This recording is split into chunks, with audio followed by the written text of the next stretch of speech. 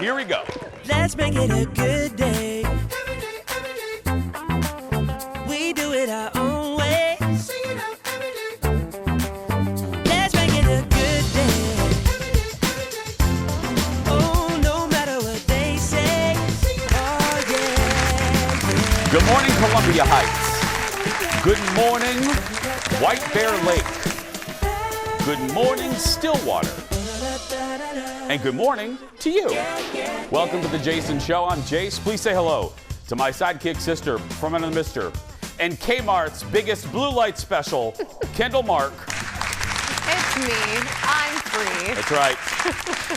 Hi. It's a special on Kendall today. That's right. Or on Kmart. Yeah, how you doing?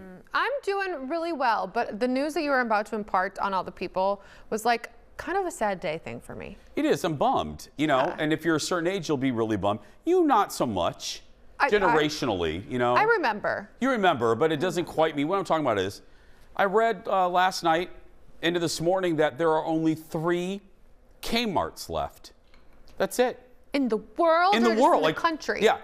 At its prime, when it was the epicenter, really, of middle America retail, because you had Kmart, and you had the Sears Roebuck, and now both of those, they combine, and they're both basically gone. Sears is around, but anyway, at its height, there were around 2,000 Kmart stores all over the country.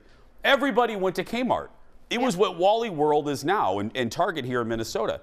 I'm from Northwest Indiana, and I'm a Kmart kid. Yep. Most of my He-Man figures came from Kmart, you know? All my Barbies came from Kmart back in the day. Really? Did you? Barbie dolls. You had a Kmart in Red Wing? We had a Kmart, we had a JCPenney, and then we got a Walmart and Target around the exact same time in probably the early 2000s, and then the Kmart closed. Yeah, well, that's what happened. They got a ninny CEO at some time in the 90s. A Kmart and Sears could be the Target and Amazon of today, but they had ninny people in charge, and they made wrong decisions. Sears could have been Amazon. It's true. Kmart could have been Target, but no, they made some bad decisions in the 90s, but I mean, didn't we all? I think the 90s were great for me. Yeah, I'm just saying I made some bad decisions, but it just makes me sad. It is. You know, it's just the same way that I feel. I was saying this on the radio show this morning. I'm a guy that I still miss like the era of the big department store, you know, so this makes me think of that. You know, when school shopping, that's where you went. You know, I got my school clothes at the Jacques Penney, and then we went over to Kmart for toys. And then if you were a rich, fancy kid, you went to Carson Peary Scott. Why so many names? Well, that's what the person was called, Carson Peary Scott. Sounds rich. I think it actually was 3 different people. But anyway, same company that around here owned Herberger's. And Yonkers was another, and Marshall Fields eventually. But those were the big stores in our town. And now they're all kind of gone. It makes me sad. That's so, like they were all around for a really long time too, and now hardly any of them are. Well, that's what we didn't have online shopping in the 80s. And then I also remember the fancy ladies in your town, they always got their hair done at the Jacques Penney Beauty Salon. There was a beauty salon in Oh, JCPenney? girl. JCPenney, yeah, right over here in the Eden Prairie Center there was one. And then it turned to Mervyn's, California. And then it turned to Mervyn's, Idaho. And then it closed. But no, there used to be a beauty salon there. But most big JCPenney's had a beauty salon. And that's where the fancy women in your town would get their hair done. Their hair curled and Oh, yeah. bound. They had everything in the Jacques Penney. They had a travel agency. They had the gift wrapping. That my mom worked at the gift wrapping. Oh, photo. Oh, yeah, the family photo. You could get your family photos taken at the Sears Portrait Studio, where you all dressed in matching denim. Wow. And you posed with your dog. Is that the one with the head, where your head would face one way and then your other photo of you face the other way? Yeah, you could get that. I have one of those. So great. But yeah, it's just an end of an era. Another one. It's just sad to me.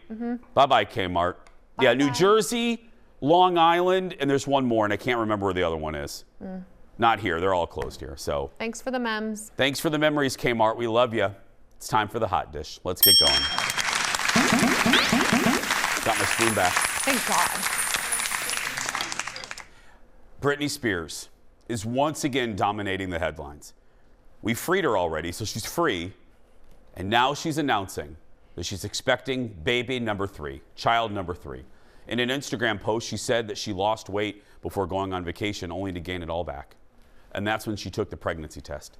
She had hinted recently that she wanted to have another kid after being set free. Run, girl, run from her conservatorship. Fly. It was one of the things that she mentioned, and now she has it. Yeah, it was shocking actually when she mentioned that. You remember when it That was she, like that she couldn't have a baby? Yeah, hypothetically, like that they were saying supposedly she'd have an IUD, et cetera, et cetera. Which is horrible. Yeah. Out of all the restrictions of that conservatorship, that was just disgusting on a whole other gross. level. But I mean, I wish her well. Yeah. I wish her well if this is what she wants. She's been waiting, you know. I don't want to judge her. No. Nobody needs that. No, and I think in the statement too was kind of at the bottom of it, and I was like, I've never heard of this. She said she suffered with some during pregnancy depression, and I can't remember what the term is called, but she said she couldn't really talk about it back then when she had her sons because people weren't talking about it. And you think about all the chaos around her life back then too, how much that might have played into it. Well, that's where if you're sensing hesitation, that's where I'm just like, I hope. I had a friend tell me once, there's never a perfect time to have a kid. You know what I mean? People always say, well, we're going to wait a couple years. There's never a perfect time.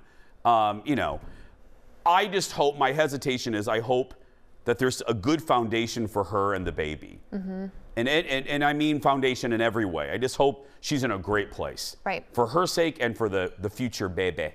The future baby Brittany. Next, it was a reunion more than 20 years in the making. Last night on the CMT Awards. Speaking of another icon thing from the 90s, Naomi and Winona Judd reunited on stage. It's the Judds. Look. When all your hopes are sinking, let me show you what love means. Love can build a bridge between your heart and mine. Love can build a bridge. Don't you think it's time? Don't you think it's time? Well, it was time.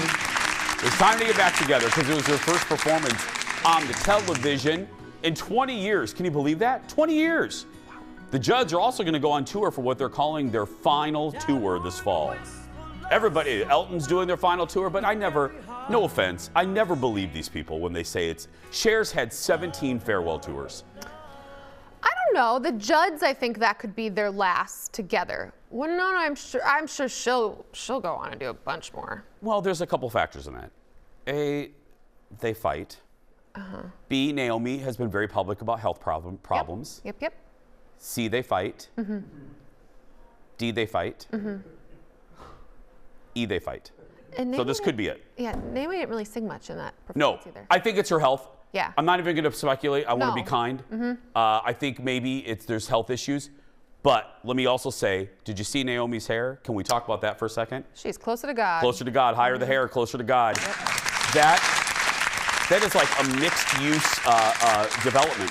You could fit retail up in there. You could fit condos. Kmart. There was you could put a baby Gap in there. Yep. A little city Target in floor 2. And an escalator. Some good hair. Naomi came out and I go, that's how you do it in country music. That's right. No flat hair in country music. You got to have that big blank hair. Big blank hair. Blank hair. Big, beautiful hair. No, CMTs are fun. Like Gayle King was there. It was. Carrie Underwood's performance. I know people love her, hate her, whatever. I loved her song and her performance. Well, you're saying that, and I'm glad that we balance each other out. We want to be positive.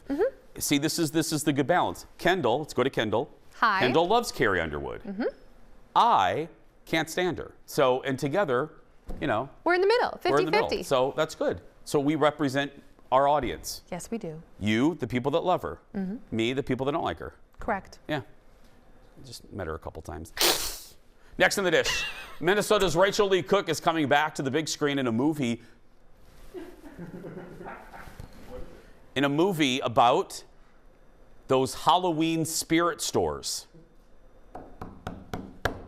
She and Christopher Lloyd are slated to star in this family-friendly film. So here's the plot of the Spirit Halloween store movie. It follows a new Spirit Halloween store that's in a deserted strip mall, and three like not middle-aged, yeah. Three middle-aged middle friends. school kids. See, I would like the middle-aged men, yeah. Three middle school kids go in, spend the night, and find out if it's haunted, and then all of the decorations come to life, and then the kids try to escape. Can't you just walk out the front door? I mean, you know, there's plot hole 1. The balloons are guarding the front door. Yeah, I mean, seriously, we've all been into a Spirit Halloween store. There's a front door. I mean, maybe it's a really, really big one, like the one that they put in the grocery stores. Have you been into a grocery store lately? There's front door and there's a back door. I'm trying to help. You can go out the stock door. You know what I mean? The delivery door. I don't mean to poke holes in a screenplay that I haven't even seen yet, but I'm just saying. And isn't it a sign? And I don't want to bring anyone down. Again, positivity. Mm-hmm.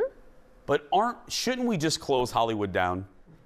If we're now writing movies about a strip mall Halloween store, I think we're done. I think we're done. I think maybe, and I love Hollywood, I think we should maybe close it down. Just pack it up. And turn it into a Spirit Halloween store. We'll be right back. Back in a moment. Coming up next, he is on a roll. Fresh from his blockbuster role in The Mandalorian, Pedro Pascal joins me to talk about his new movie with Nicolas Cage. Then, the king of reality romance, producer Ted, is back to let you know if you should waste your time watching Netflix's latest dating show. And he is back. Name that tune with real-life television engineer Brad. That and more when we come back.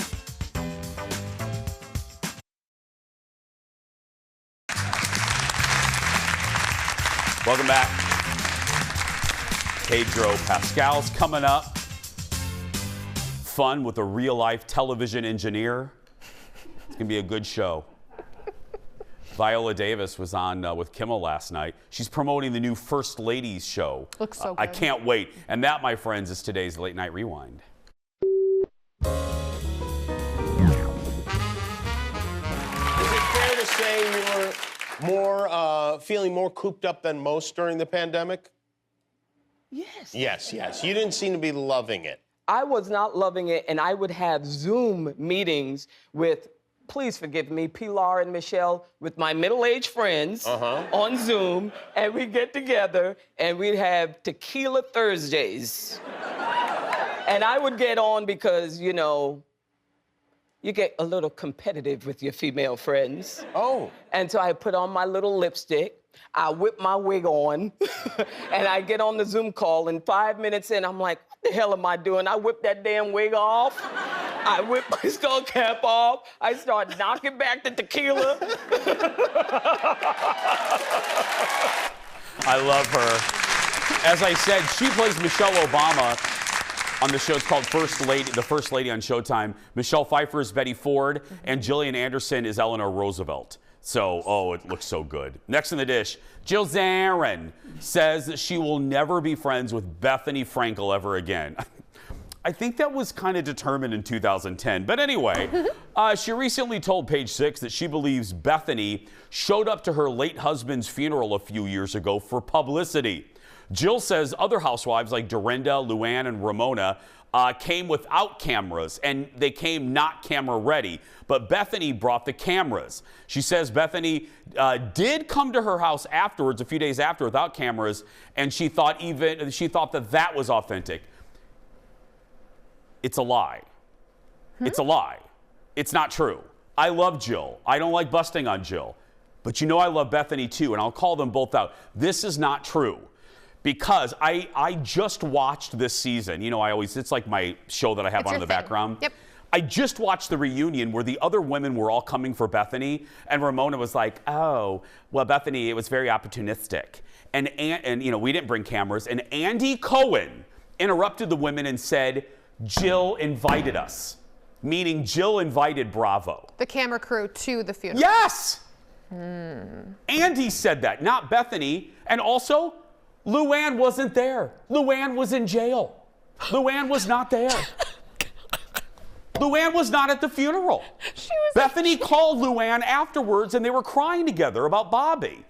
And then Jill goes, well, and then Bethany went over to Sonia's house and talked about this off-camera meeting. So you all are on a reality show, and also, even if there were cameras, why are we shocked? This faux outrage for people that are on these shows. I can't believe you brought a camera there. You can't. You're on a reality show where you're paid to show your life, even a funeral. Don't act surprised by that. And it's a lie. It is a lie. And it's not a good look. I love Jill, but gotta call you out. It's just not true. Not a good just look. not true. Not necessary. And it's on the tape. We have receipts. Look at the reunion from that season. Andy Cohen said it. That drives me nuts. When people just lie for no reason like that. Yeah. Next in the dish, recently I caught the new Marvel series Moon Knight, and before I give you my thoughts, if you haven't seen it, here's a little bit of the trailer. I think I'm losing it. Real catch you are. You're bloody useless, Stevie. Stephen. I can't tell the difference between life and dreams.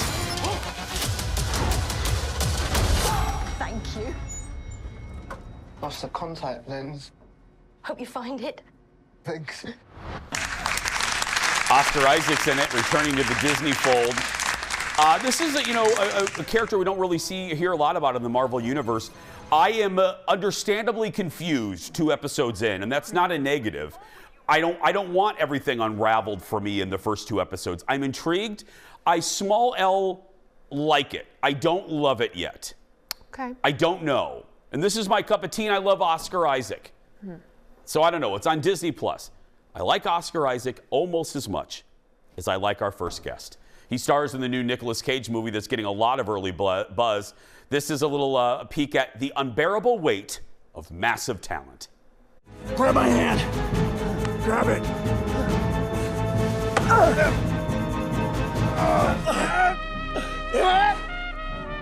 But then we will both die, and I could never live with myself after that, so you let go! You let go!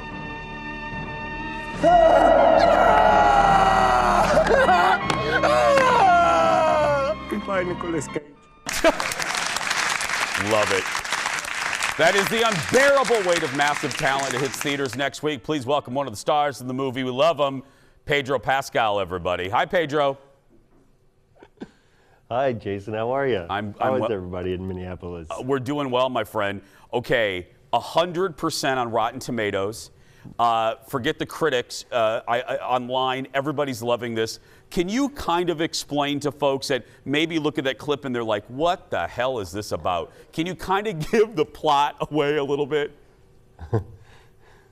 Let's see, I'll do my best. Nicolas Cage plays Nick Cage. He's kind of in a vulnerable moment, let's say, in his life. So he accepts an offer of $1 million to attend a superfan's 40th birthday party in Mallorca, Spain. I play that superfan, and I'm not exactly as I may seem to be. What's the saying go? I've been trying to come up with it. Things are not exactly as they seem to be. Yes. That's Right? that's a good one, yeah. English? Yes, no, that's perfect. I speak English. Yeah. So I think that's the gist. What is it like, and I know this is a rather pedestrian question, but when you're working with someone like Nicolas Cage, I want to ask, what is it like? Because it's, the acting, this, when you're with a great cast and you've worked with some great, it's like a really great sport. It's like a really great game of basketball where you're all kind of working together. What is that back and forth like with Nicolas Cage?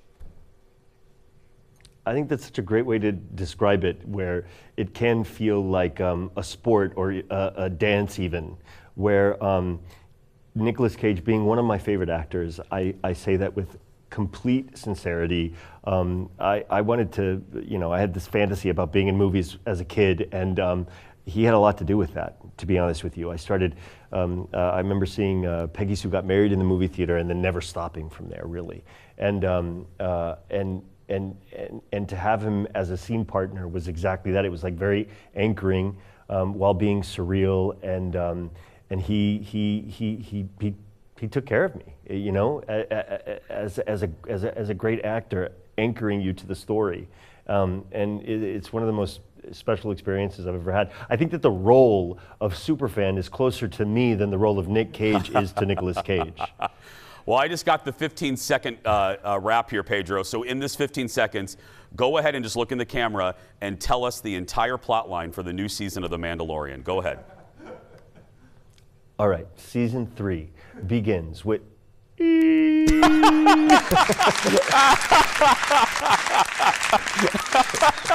I think, Pedro, Mickey Mouse just cut the wire, Pedro. I think Mickey just cut the wire on us. Exactly.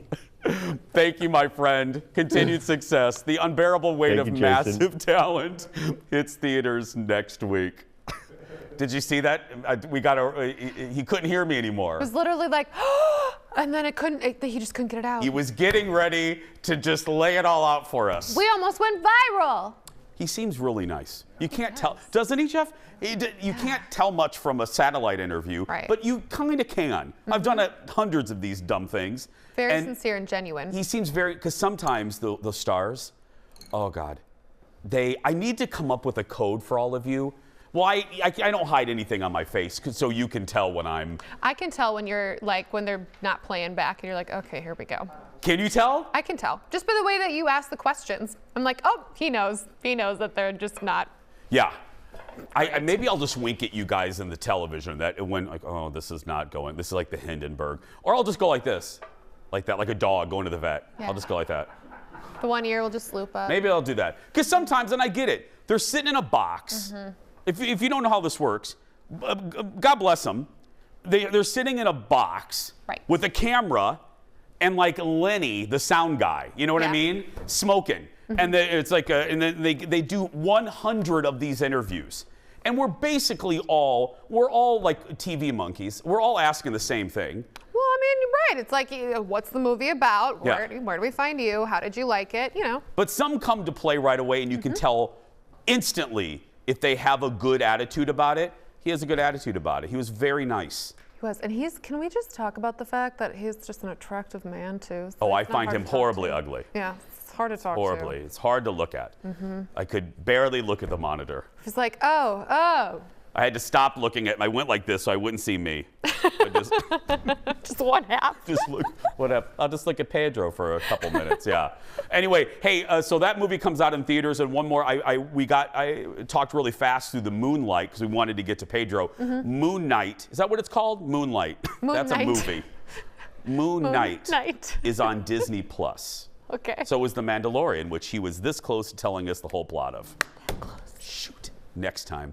We're going to take a break. We'll be back right after these words. Back in a moment.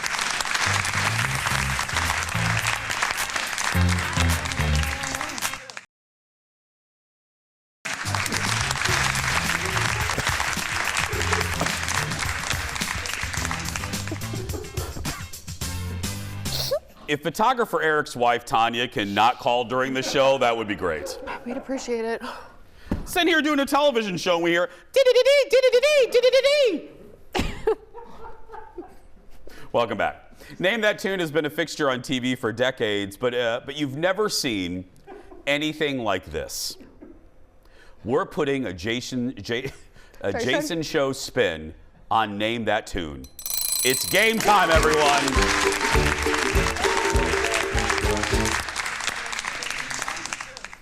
We call this game Brad That Tune. You've seen real-life television engineer Brad recite movie quotes. You've seen him recite Real Housewives lines. Today, real-life television engineer Brad will now sing famous song lyrics. Here's how it's going to work. We're going to hear Brad recite a famous lyric, and Kendall, it's up to us to guess the song. Okay. Are you ready? Please play at home. Leo, roll the first one. What you gonna do with all that junk? All that junk in your trunk?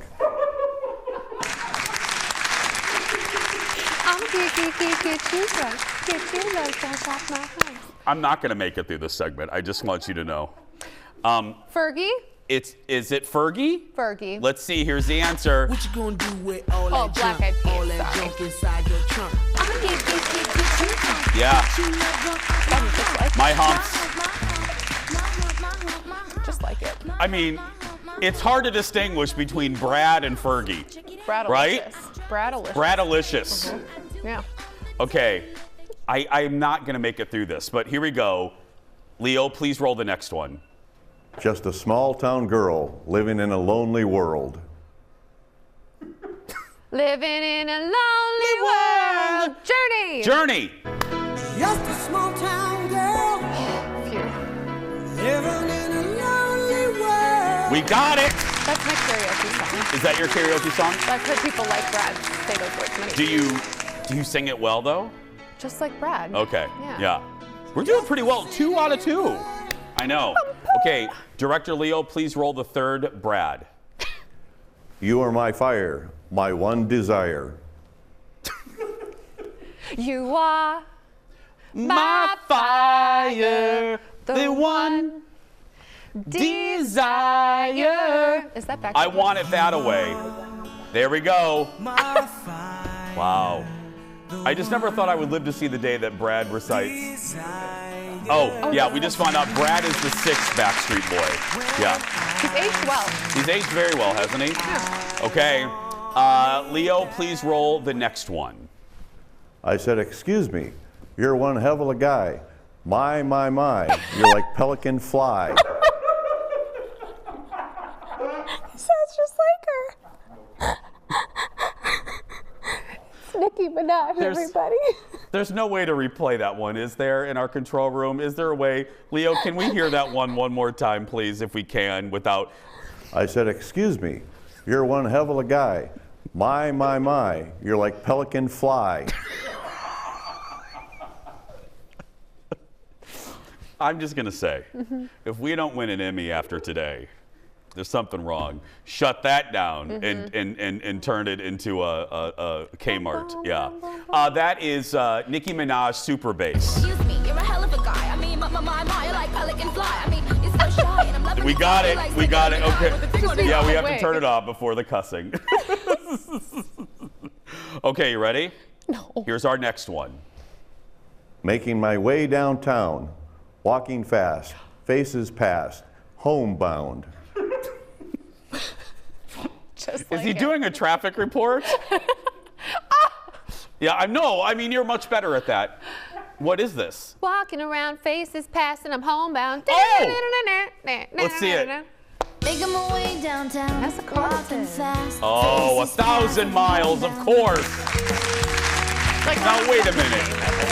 We should have put Brad on the back of a truck. Eric, do We don't have the better. budget? Oh. We spent it all on the Weathermobile 2000. Okay, we have another one. Here we go. Sun-kissed skin, so hot will melt your popsicle.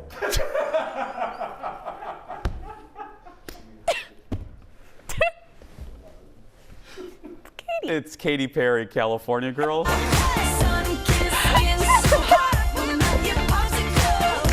Now see,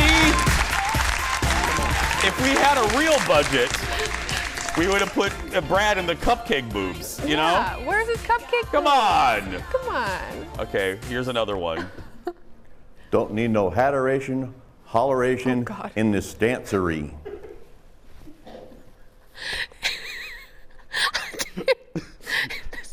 Let's get it, Hercules. Why you waiting? So just dance on Hercules? me. What is this, the Nutty Professor? Here, let's go. What is it? Is that what she said?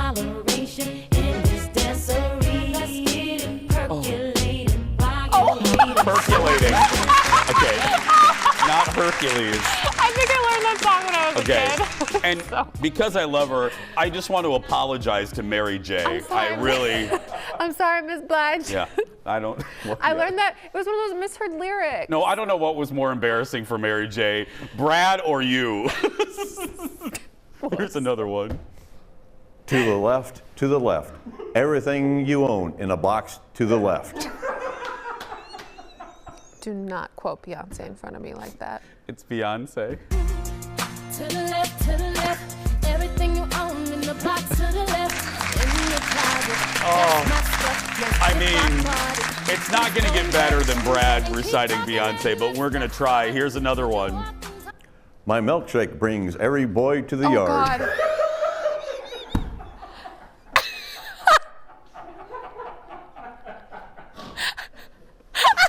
You know which one's going to kill me, and he saves like the last ones for, oh, God.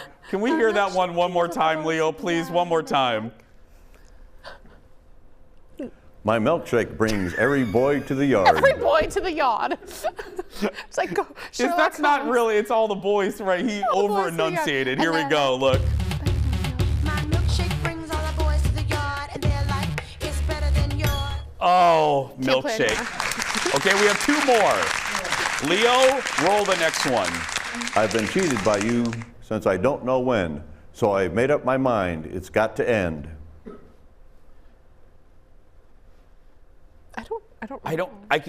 I don't know. What is it? I've been cheated by ABBA! Oh, Mamma Mia! Oh, I'm going to hear about that from headquarters. Okay, and finally, our final Brad That Tune. Roll it, Leo. First, I was afraid. I was petrified. I Will Survive. Gloria Gaynor. At first I was afraid, I was petrified. Kept thinking I could never live without you. Oh, ladies and gentlemen, give it up for real-life television engineer Brad, everybody. That was great. We're going to take a break. We will survive, and we'll be right back after this. I just walked in to find you here with that sad look upon your face. I should have changed that.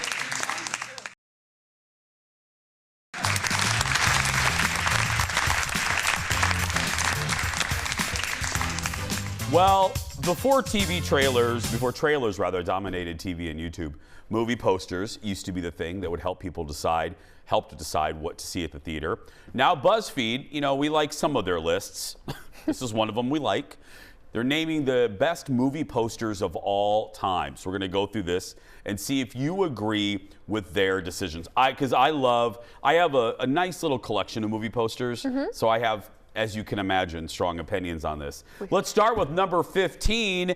That is Jurassic Park. The article says the simple design makes you curious, and the tagline, an adventure 65 million years in the making, brings it home. Yes, a lot of Spielberg movies, his posters are just very simple and don't tell you, just like a good trailer, don't tell you too much.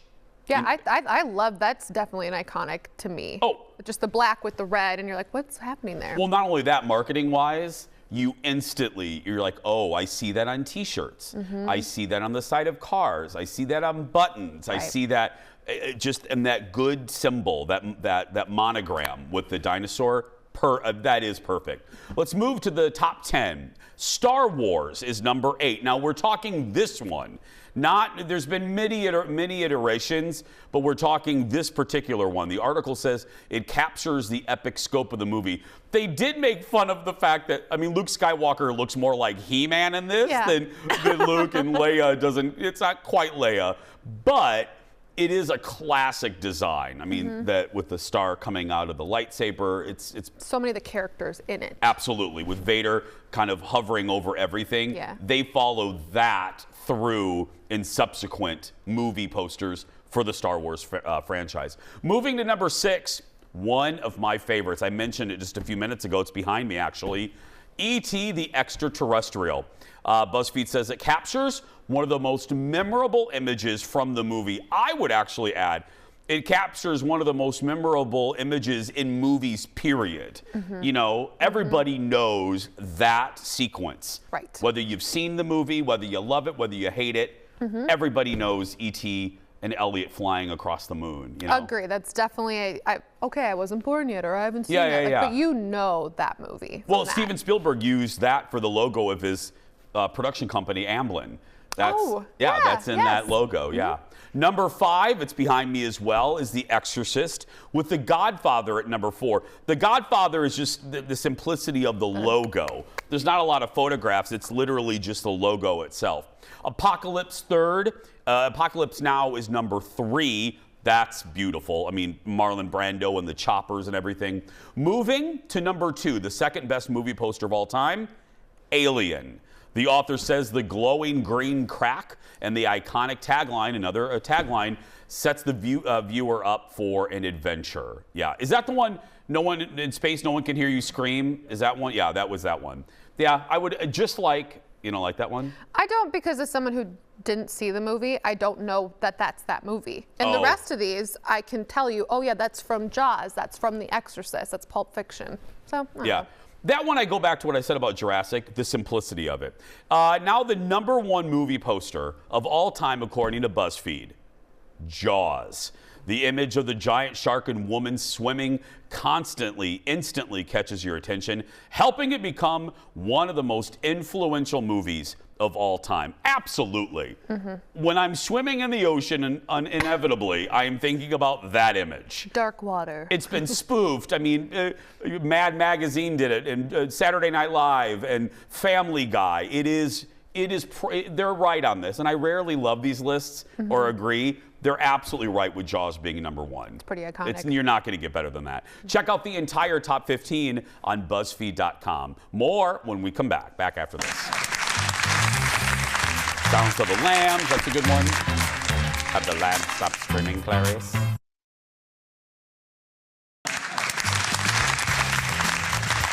Welcome back. Get engaged or break up? That's the question on the new Netflix show, The Ultimatum. The show dropped over the weekend and has been trending since. Here's a little bit of it. Look. I love you to death, but I just cannot wait any longer. That is why I'm giving this ultimatum. You're here because someone in your relationship has issued an ultimatum. You're not sure you want to marry your current partner. The risk is that they're going to find someone else who is. I think it's natural to wonder what it would be like to be in a different relationship. You'll each choose a new partner. You'll move in together in a trial marriage. And at the end of this experience, you guys will have to choose to marry the person you've arrived here with, or to split forever. Gross. The Ultimatum is from the same people. You saw that in the trailer there, who brought us Love is Blind, and it's hosted by the same people. When it comes to messy dating shows, there's only one messy person we turn to. Ladies and gentlemen, it's time once again for 42% of America Loves Ted. Joining us now from Messy People Headquarters is messy producer Ted Johnson. Good morning, Ted. Good morning. Okay, the trailer kind of skimmed over it. How does this work? So we have 6 couples, and they're all, you know, basically on the edge, on the verge of should we get married or what's going on here. So you've got, in this case, 5 women who put the ultimatum to their boyfriends, and 1 boyfriend put the ultimatum to his girlfriend. And basically, now these 6 couples are going to mingle amongst each other and see if someone else is a better match. Are there any gay people in this, Ted? No gay people. No gay people. No gay people. Most of the couples, according to this research that you did for me, are in their 20s. And that's part of the problem with this show. So there's no older couples.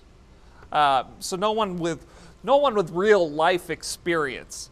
So you've got a 23-year-old who says, yes, I'm ready for marriage, and then a 24-year-old who says, I never want children. You know, so it's in that respect, it's a little, they missed the mark a little bit, I would say. Okay, tell me about Alexis and Colby. Okay, so the show started off pretty tame, pretty classy, and then you've got Alexis, Alexis, she's her boyfriend. She put the ultimatum to her boyfriend. I forget his name. It doesn't matter. So she put the ultimatum to her boyfriend, and then she met Colby. And Colby put the ultimatum to his girlfriend. So he's all in on his girlfriend. Anyways, she goes up to Colby and she says, do you think we could, see a future together? And he tells her flat out, no. So that's night 1. Night 2, she needs some clarification. Take a look. I'm super attracted to like you specifically. Your like eyes are like very fierce, but I was a little taken back with, you know, letting me know off the bat, like I could never see a future with you. What took you to that place? Yeah, it's a fair question. Yeah. Definitely. Obviously, I'm bad at delivering certain information, but I'm not attracted to you. His ex and me look the most similar of anyone here, number 1. Number 2, I'm not unattractive. Number 3, that's your reasoning why you don't see a future with me? Lies. No. I can like see like why he doesn't like her. And he was as aggressive the first time as he was the second time. So then after that, she goes up to his girlfriend and goes, "You don't want to marry that guy." Oh my, and by the way, hey Ted, guess what? You want a fun fact? Uh-huh. Alexis Colby is Joan Collins' character on Dynasty. Ooh. Yeah. What happened when, okay, so they paired up. Could you see some new couples forming after they pair up? Okay, so they all get together for a week, and Okay.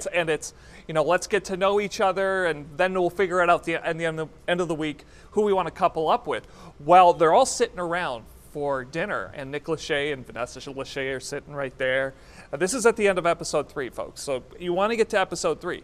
And all heck breaks loose because people decided we don't want to follow the rules anymore.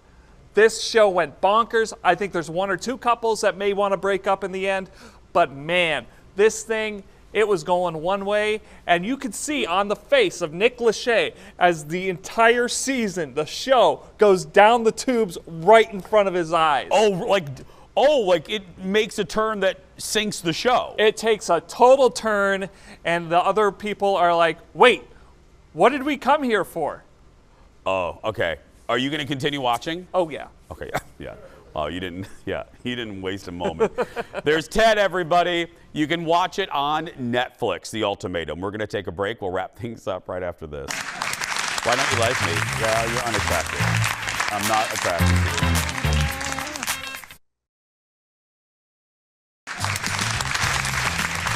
Kendall.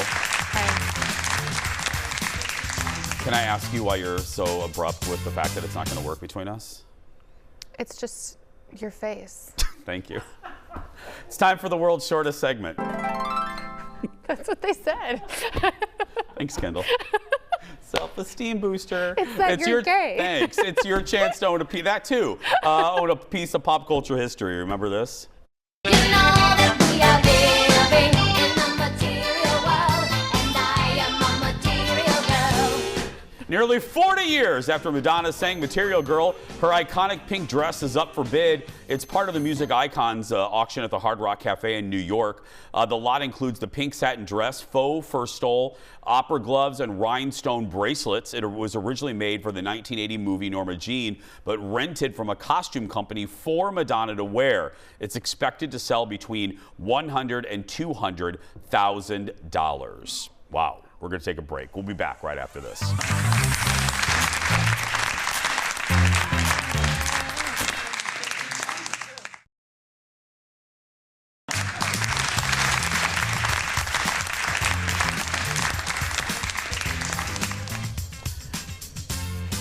I just don't find you attractive.